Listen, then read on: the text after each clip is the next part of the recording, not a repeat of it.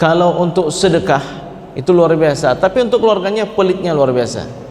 Hadisnya diriwayatkan oleh Imam Abu Dawud dan Imam Ibnu Majah dari Abdullah ibnu Abbas radhiyallahu anhuma, dari Nabi sallallahu alaihi wasallam, beliau bersabda, khairukum li ahli, sebaik-baik kalian adalah yang paling baik untuk keluarganya. Wa ana khairukum li ahli, dan saya adalah yang terbaik bagi keluarga saya. Dalam hadis yang lain, akmalul mu'minina imanan, orang beriman yang paling sempurna imannya adalah ahsanuhum khuluqan, yang paling bagus akhlaknya, wa altafuhum bi ahli, dan yang paling lembut bagi keluarganya. Jadi Bapak sekalian, memang hak keluarga itu mendapatkan kebaikan dari kita. Jangan terlalu bakhil dengan keluarga. Ada bapak-bapak kalau untuk sedekah itu luar biasa, tapi untuk keluarganya pelitnya luar biasa. Untuk masjid oke, luar biasa. Untuk sedekah fakir miskin, anak yatim luar biasa, tapi untuk keluarganya juga luar biasa. Tapi luar biasa dalam makna yang tidak baik.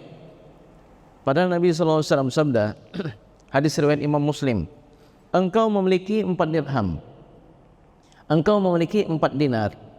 Dinar yang pertama engkau infakkan di jalan Allah untuk jihad atau untuk kepentingan kaum muslimin yang lainnya. Dinar yang kedua engkau keluarkan untuk memerdekakan budak. Memerdekakan budak sangat dianjurkan dalam Islam. Dari orang yang terkungkung, enggak memiliki kebebasan, sekarang memiliki kebebasan. Kan luar biasa. Yang ketiga, 1 dinar lainnya engkau berikan untuk fakir dan miskin. Besar pahalanya. Dan yang keempat, dinar yang keempat engkau infakkan untuk keluargamu. Dari 4 dinar ini, yang paling besar yang mana pahalanya? Jihad fisabilillah, atau memerdekakan budak, atau untuk fakir miskin, atau untuk keluarga? Ternyata untuk keluarga yang paling besar pahalanya.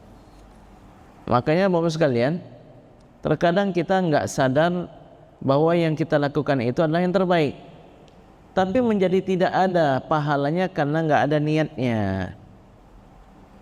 Bapak dan ibu beli ikan, terutama kita lah laki-laki, beli ikan, beli sayur, beli makanan, ada enggak niatnya, ya Allah ini saya bawa pulang rezeki yang halal agar anak-anak saya sehat walafiat. Di Mesir, saya lihat Mesir itu kan orangnya kuat hafalannya, sehat-sehat, fisiknya kuat-kuat. Jadi saya lihat makanan orang Mesir itu mantap-mantap, keren-keren makanannya, ya. Padahal kehidupannya biasa-biasa aja.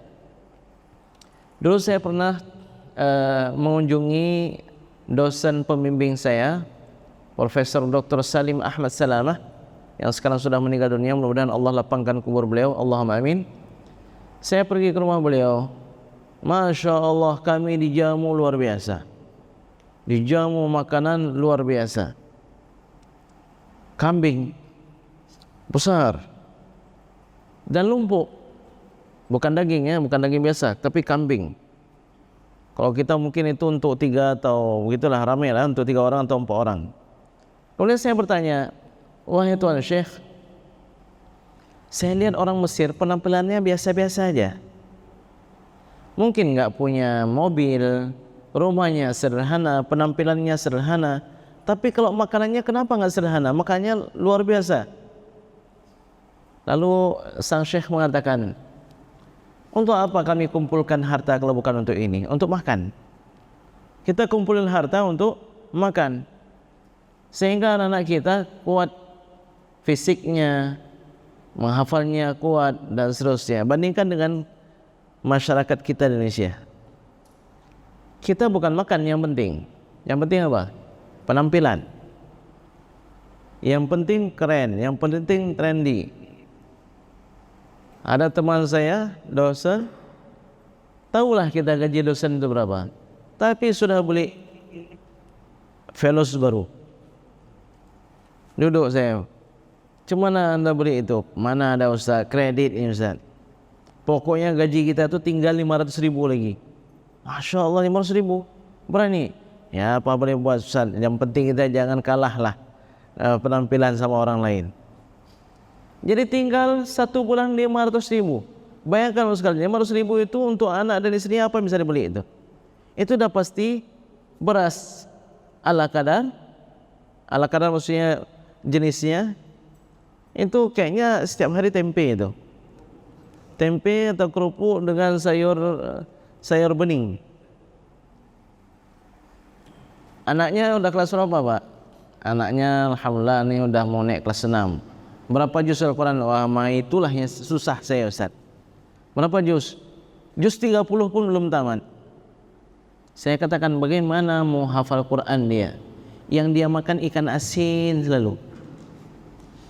Jadi begitulah sekalian, untuk anak tuntutannya luar biasa. Bagi raport, kenapa begini raportnya? Kawan-kawan lain coba bawa kemari. Lihat nih, kamu akidah akhlaknya 7, lihat kawan kamu itu 8. Ini matematiknya kamu 8, orang lain bisa 9 kok. Karena anak nggak punya bahan untuk jawab. Kalau dia bisa jawab, dia katakan, kawan saya itu ayah, itu setiap hari kambing, daging, dan ayam, ikan selalu. Kita ayah tempe, ikan asin selalu, telur sekali. Tapi karena anak kita nggak punya bahan, jadi dia disalahkan terus. Ya. Jadi dia terus yang salah. Jadi bapak sekalian yang dimuliakan oleh Allah Subhanahu wa taala, berikanlah yang terbaik, makanan yang sehat dan yang bergizi walaupun sedikit. Kalau kita ini kan seringnya yang penting banyak. Yang penting banyak dan murah. Jadi bapak sekalian, saya pernah berinteraksi dekat dengan salah seorang pembimbing saya itu, Syekh dari Tunisia. Beliau itu mengajarkan kepada saya, makanan apapun yang kita belanja enggak penting banyaknya, yang penting kualitasnya. Jadi saya mau beli coklat untuk keluarga saya. Coklat itu bagus untuk anak-anak, melatih menguatkan kecerdasan bagi anak kita. Jadi saya beli, ketika beli, kamu mau beli apa? Coklat. Kenapa coklat itu kamu beli? Ini lebih murah. Lah, jangan. Ini. Dibelinya lah dipilihkan coklat yang terbaik. Ini mahal. Lebih baik kamu beli ini 1 daripada 10 itu. Untuk apa kamu beli yang murah-murah? Jadi penyakit. Beli sedikit, puas dan berkualitas. Dan dihadiahkan oleh beliau, Masya Allah. Dalam membeli buah-buahan begitu juga, dalam membeli apapun juga. Jadi yang paling penting itu apa? Kualitasnya, bukan kuantitasnya. Dari Sa'ad bin Abi Waqqas radhiyallahu anhu, bahwa Rasulullah sallallahu alaihi wasallam pernah bersabda kepada Sa'ad begini, innaka lan tunfiq nafaqatan tabtaghi biha wajhallahi, wahai Sa'ad, tidak ada nafkah yang kau berikan kepada keluargamu dalam rangka mencari ridha Allah Subhanahu wa taala, illa ujirta biha, melainkan engkau itu akan diberikan pahala terhadap yang engkau berikan. Hatta ma taj'ala fi imra'atika, sehingga yang engkau sulang kepada istrimu, yang engkau sulang dalam mulut istrimu itu bernilai sedekah. Yang penting apa? Yang penting kita hadirkan niatnya sekalian. Kayak istri kita itu banyak sekali pahalanya, apalagi di bulan Ramadan, menyiapkan makanan sahur, menyiapkan bukan puasa, tapi enggak dihadirkan niat itu. Sehingga ya berapa banyak amalan kecil dibesarkan oleh niat, dan berapa banyak amalan besar dikecilkan oleh niat. Karena niatnya enggak ada ataupun niatnya tidak benar, maka ibadahnya bernilai pahala yang kecil. Jadi sidang hadirin hadirat sekalian yang dimuliakan oleh Allah Subhanahu wa taala, ya kita laki-laki hendaknya tahulah memanage neraca keuangan dalam rumah tangga. Jadi yang ideal itu tidak terlalu bakhil dan juga tidak terlalu boros, ya. Ya. Dan biasakan hidup yang sederhana, berkualitas, daripada berfoya-foya yang ya tidak terbatas sehingga menyebabkan keluarga kita selalu menuntut. Kenapa? Dulu kok begini, dulu kok begini. Ya. Jadi lebih baik berakit-akit ke hulu, berenang-renang ke tepian, bersakit-sakit dahulu, baru bersenang-senang kemudian. Maksudnya apa? Kita beli, tapi enggak mesti setiap yang diminta langsung kita beli. Saya belajar dari orang tua saya, kalau anak minta jangan langsung beli, supaya dia tahu harga dan berharganya sesuatu yang dia minta itu. Nah, ini sudah minta nih beli, minta nih beli. Jadi akhirnya enggak ada nilainya di mata anak kita. Pasti nih ayah saya pasti beli. Jadi akhirnya nangis dia. Kenapa? Karena biasanya langsung dibeli.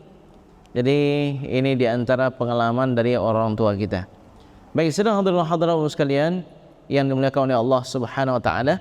Jadi manusia yang terbaik adalah yang paling baik terhadap keluarganya. Mari kita ambil manfaat dari ilmu beliau. Bisa kita lihat video-video kajian beliau di Ustaz Awalul Zikri Official. Subscribe, like, and share, komen. Manfaatkan ilmu ini, mudah-mudahan amal kita sesuai dengan tuntunan Rasulullah SAW.